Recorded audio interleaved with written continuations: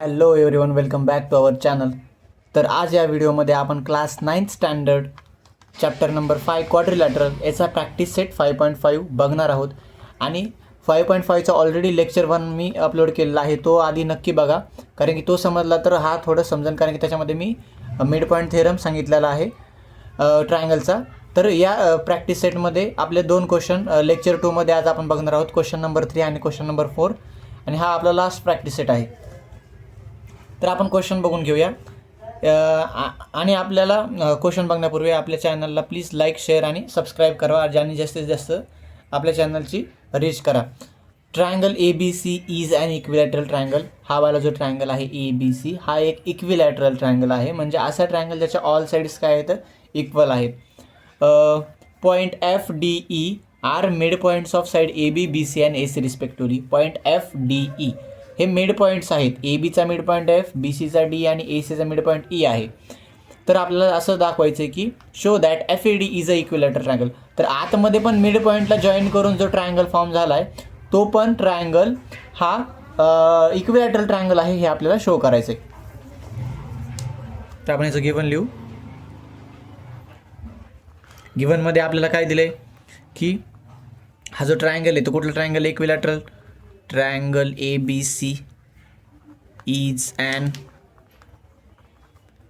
equilateral triangle. Next अजून काय information दिली आहे, point FD and E are mid points of side AB, BC and AC respectively. Next अजून एवढीच information दिलेली आहे आपल्याला. नंतर टू प्रूफ आपल्याला प्रूफ काय करायचं आहे की आतमधला जो छोटा ट्रायंगल आहे, triangle FED is an equilateral triangle. हे आपल्याला काय करायचं आहे, प्रूफ करायचं आहे. नेक्स्ट आता आपण काय याचं प्रूफ बघू. आता आपण मिड पॉईंट थेरम बघितलेला आहे. मिड पॉईंट थेरममध्ये असं सांगितलेलं आहे आपल्याला की दोन साईडच्या मिड पॉईंटला जॉईन करणारी लाईन ही थर्ड साईडला पॅरलल असते आणि त्या थर्ड साईडच्या कशी असते, हाफ असते. तेच आपण इथे ॲप्लाय करणार आहोत. तर आपण लिहिणार आहोत point F and E are mid points of side AB and AC. हे दोन AB आणि ACचे मिड पॉईंट आहेत. मग देअरफॉर मी म्हणू शकतो FE हाफ आहे, कुणाच्या हाफ आहे, BCच्या. ह्याला आपण नाव देऊ फर्स्ट, आणि हे हाफ असण्याचं रिझन काय आहे, मिड पॉईंट थेरम. आणि हे कुठं दिलं होतं आपल्याला, गिवनमध्ये सांगितलं होतं की हे मिड पॉईंट्स आहेत. नेक्स्ट आता सिमिलरली F आणि Dला जॉईन करणारा लाईन सेगमेंट हा पण मिड पॉईंटने जॉईन करणारा लाईन सेगमेंट आहे, आणि हे मिड पॉईंट आहेत. हे झालं first one. The second one, point F and D are mid points of side F कोणत्या साईडचा मिड पॉईंट आहे, AB आणि D BC. Mid point of side AB and BC. Therefore म्हणू शकतो मग ही जी लाईन सेगमेंट तयार झाली ही थर्ड साईडला कशी असणार आहे, थर्ड साईडचे पॅरल असते आणि थर्ड साईडचे हाफ असते. मग देअरफॉर मी म्हणू शकतो की FD is half of AC. ह्याला नाव देतो मी सेकंड, आणि हिचं रिझन काय आहे, मिड पॉईंट थेरम.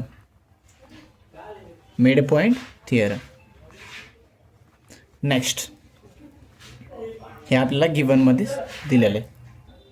आपण FE साईड बघितली, FD. आता कुठली राहिली आपली साईडली, DE.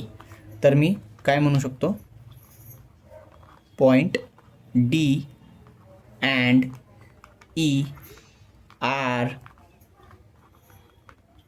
Mid points of side BC and AC.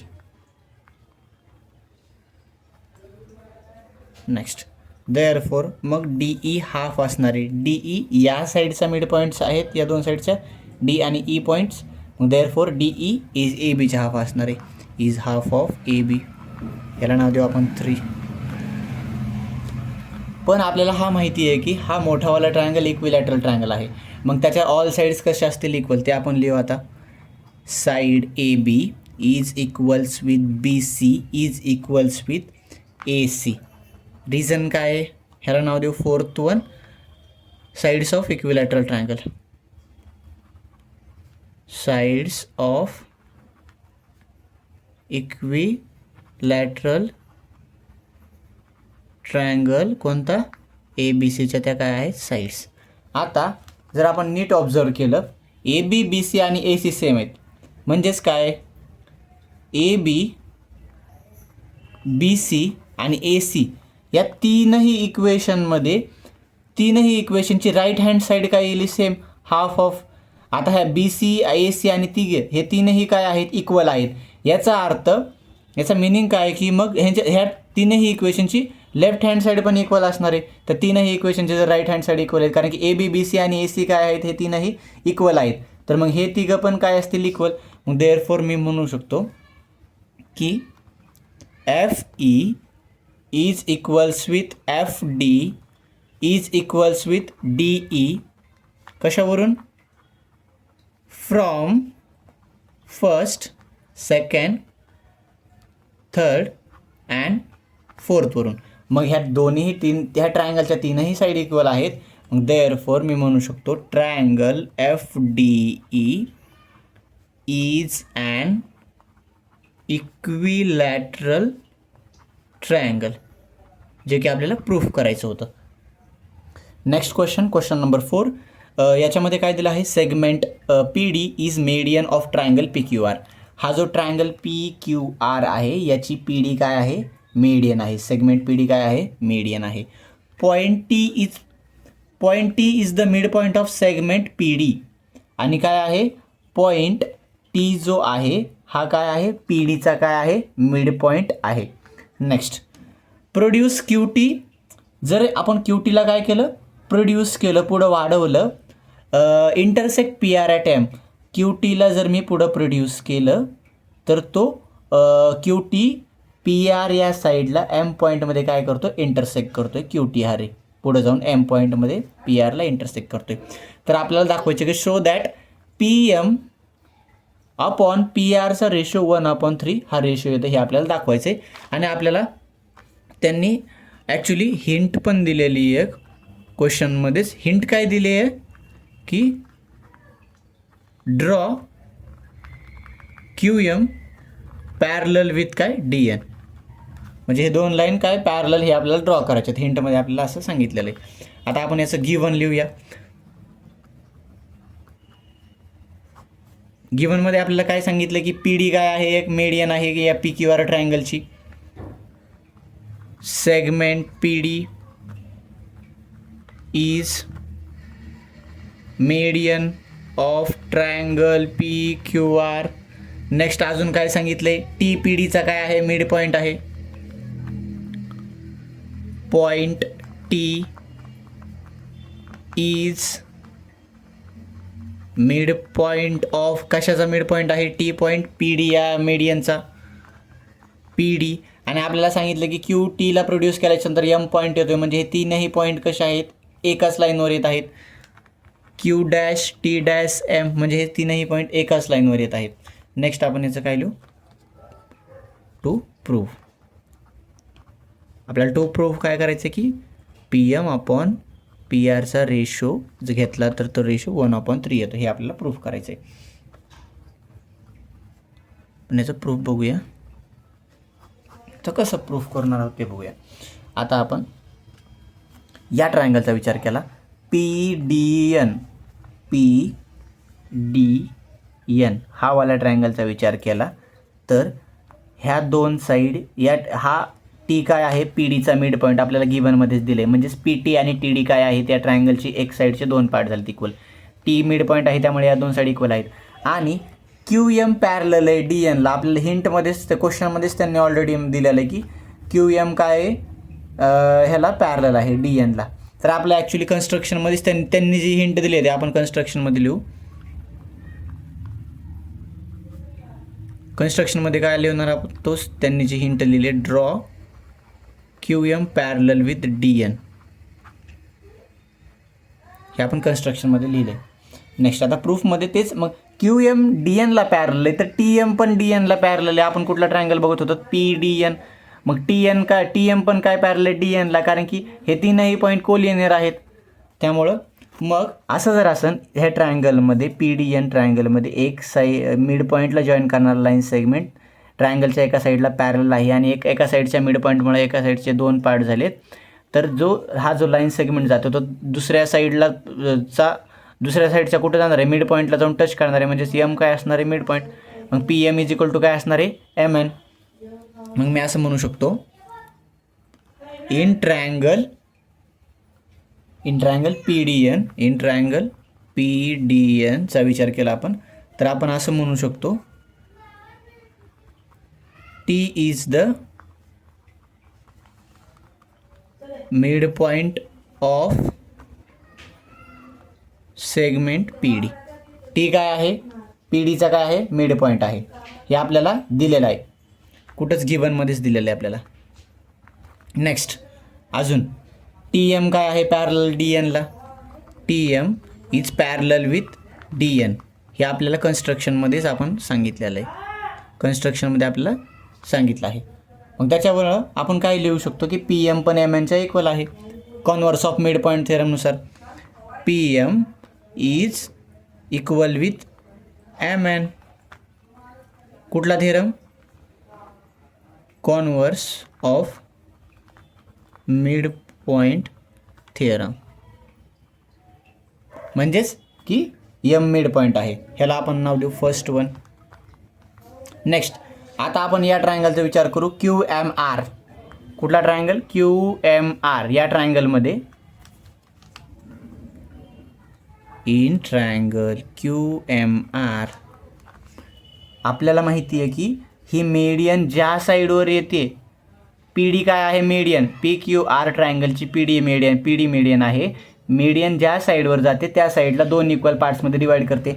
मग मी म्हणू शकतो की हे 2 पार्ट्स काय आहेत, इक्वल आहेत. देअरफॉर मी म्हणू शकतो की QD is equals with segment काय, DR. रिझन काय आहे की PD is median of triangle PQR ची PD काय आहे, मीडियन आहे. नेक्स्ट आता QMR या ट्रायंगलमध्ये आपण कन्स्ट्रक्शनमध्ये काय म्हटलेलं आहे की QM लाईन DNला काय आहे, पॅरलल आहे. QM is parallel with DN. कुठं सांगितलेलं आहे आपण हे, कन्स्ट्रक्शनमध्येच. मग ह्या ट्रायंगलमध्ये QMRमध्ये एक साईड इक्वल पार्ट्समध्ये डिवाईड झालेली आहे, म्हणजेच हा मिड पॉईंट आहे. आणि एक ट्रायंगलच्या आतमधली एक सेगमेंट ट्रायंगलच्या एका साईडला पॅरल आहे. तर MN आणि NR काय असतील, मग इक्वल असतील, कारण की N काय मिड पॉईंट होईल. मग देअरफॉर मी म्हणू शकतो MN is equals with NR. ह्याला आपण सेकंड नाव देऊ. कुठला theorem, converse of mid point theorem. आता जर आपण फर्स्ट आणि सेकंडचा विचार केला तर MN PM सोबत पण इक्वल आहे, MN NR सोबत पण इक्वल आहे. याचा अर्थ हे MN हे तिन्ही पण इक्वल आहेत, PM MN आणि NR. इथं आपण फर्स्ट आणि सेकंडवर म्हणू शकतो. देअरफॉर मी म्हणू शकतो PM is equals with MN is equals with NR. ह्याला आपण थर्ड नाव देऊ. आणि हे कशावरून घेतले आपण, फ्रॉम फर्स्ट अँड सेकंडवरून. आता या ट्रायंगलमध्ये आपण असं बघितलं की PM MN आणि NR इक्वल आहेत. आता आपण मग थर्ड स्टेप काय करणार, आपल्याला रेशो कोणता काढायचा होता, PM अपॉन PRचा. तर मग आपण इथं ते लिहू, PM अपॉन PRचा रेशो काढायचा आहे. ओके, मी वर PMला ॲज इट इज ठेवलं खाली.